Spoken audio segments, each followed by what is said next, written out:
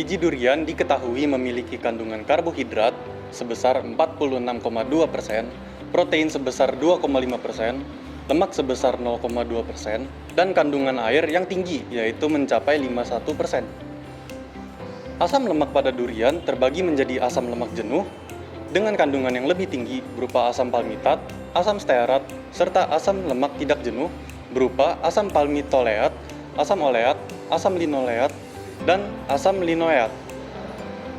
Asam lemak siklopropena merupakan asam lemak bersifat toksik seperti asam sterkulat dan asam malvalat yang terdapat pada biji durian mentah. Asam lemak tersebut akan mengganggu mekanisme dalam tubuh yang membawa dampak negatif seperti mual dan penurunan nafsu makan. Gugus siklopropena dapat dihilangkan dengan pemanasan tinggi. Kadar karbohidrat pada biji durian didominasi oleh monosakarida seperti galaktosa, glukosa, arabinosa, dan silosa.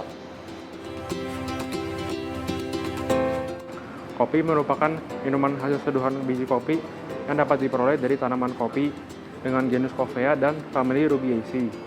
Terdapat beberapa faktor yang dapat mempengaruhi kualitas, rasa, dan juga aroma pada kopi hijau, yaitu adalah komposisi dari kopi hijau itu sendiri.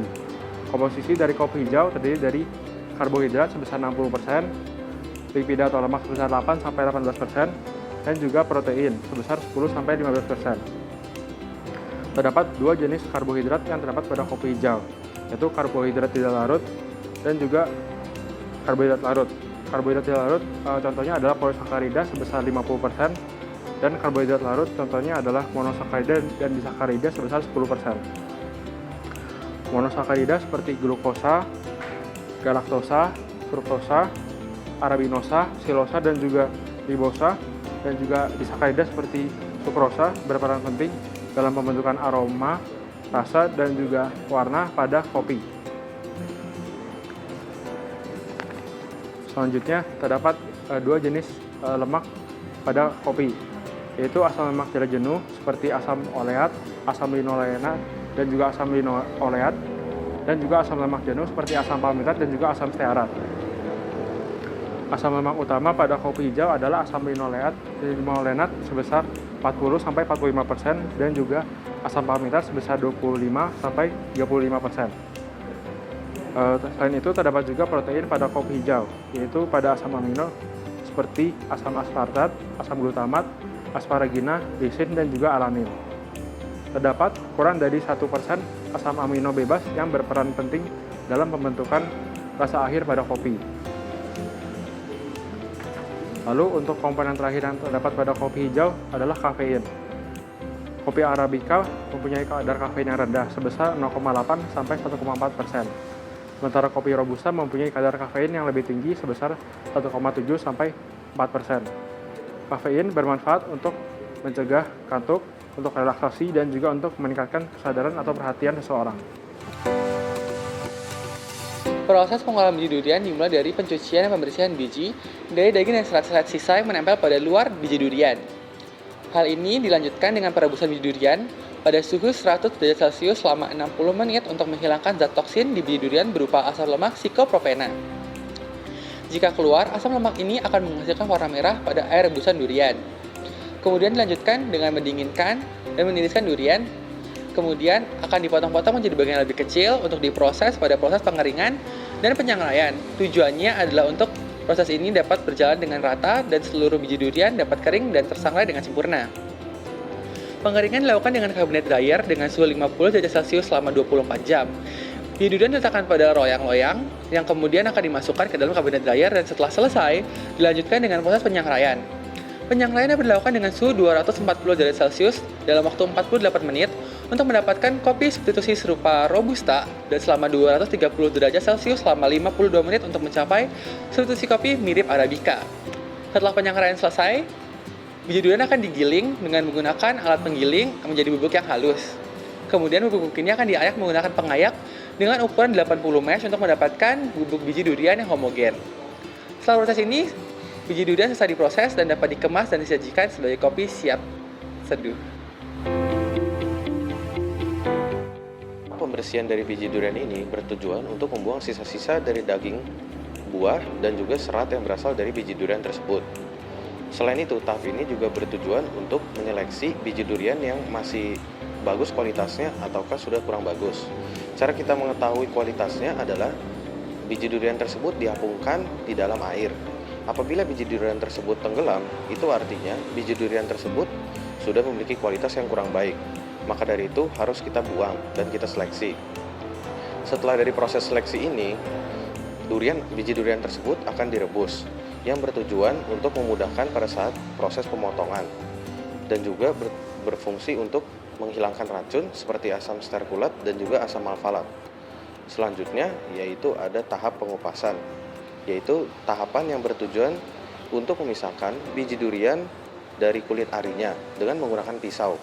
Karena kulit arinya ini biasanya dinilai memiliki karakteristik yang kurang baik, serta bertujuan untuk menyeleksi juga biji durian yang masih bagus kualitasnya. Biji durian yang tipis artinya kualitasnya sudah kurang bagus, sehingga harus diseleksi dan dibuang. Selanjutnya adalah tahap pemotongan, yaitu tahapan yang bertujuan untuk mempercepat proses pengeringan biji durian. Biji durian yang sudah direbus lalu dipotong kecil-kecil dan juga nantinya akan dikeringkan menggunakan alat yang bernama cabinet dryer. Tahap pengeringan memiliki tujuan utama untuk mengurangi kadar air dari biji durian yang telah dikupas dan juga diiris tipis-tipis.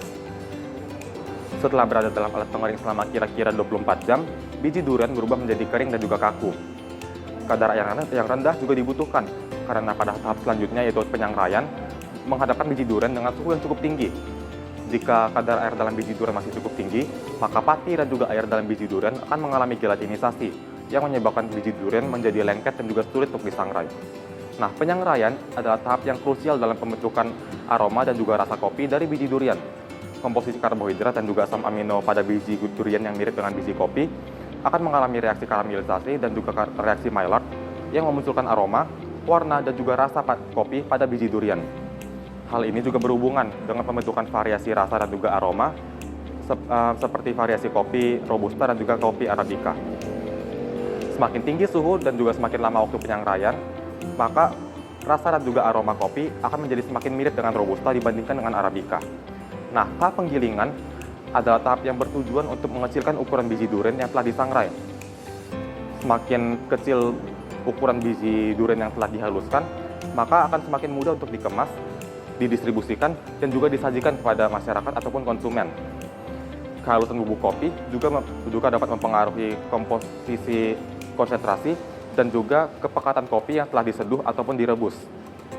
Namun perlu diperhatikan bahwa kehalusan bubuk kopi tidak boleh terlalu halus karena dapat menyebabkan waktu penyaringan ampas kopi menjadi semakin lambat dan juga atau bahkan dapat menyebabkan tersumbatnya filter kopi yang digunakan sehingga mempengaruhi pengalaman konsumen saat mengonsumsi inovasi ini. Ada 4 aspek yang akan kita bandingkan. Pertama, dari kadar kafein. Dari hasil penelitian, kadar kafein pada kopi Robusta memiliki nilai 7,2%, kopi Arabica memiliki nilai 4,7%, dan sedangkan kadar kafein pada substitusi kopi biji durian memiliki nilai 0,24% sampai 0,26%. Sehingga bisa kita simpulkan bahwa kadar kafein pada produk substitusi kopi biji durian lebih rendah daripada kopi pada umumnya. Yang kedua, dari aroma dan rasa. Dengan dilakukan multiple comparison test, terdapat kemiripan aroma dan rasa antara kopi pada umumnya dengan substitusi kopi biji durian sebesar 69%. Aroma yang didapat fruity dan roasted, dan rasa yang didapat manis, pahit, asam, dan fruity. Lalu yang ketiga, dari segi warna atau hue kopi. Dari hasil penelitian kopi Robusta memiliki nilai hue 47,6 dan kopi Arabica memiliki nilai hue 34,9. Sedangkan nilai hue pada substitusi kopi biji durian memiliki range 18 sampai 54. Jadi warna kopi pada umumnya dengan substitusi kopi biji durian memiliki kemiripan. Lalu yang terakhir, yang keempat, dari pH kopi. Dari hasil penelitian, nilai pH pada kopi umumnya dan substitusi kopi biji durian memiliki kemiripan pH, yaitu pada kopi Robusta memiliki nilai 5,6, pada kopi Arabica memiliki nilai 5,24, dan pada substitusi kopi biji durian memiliki nilai 5,67.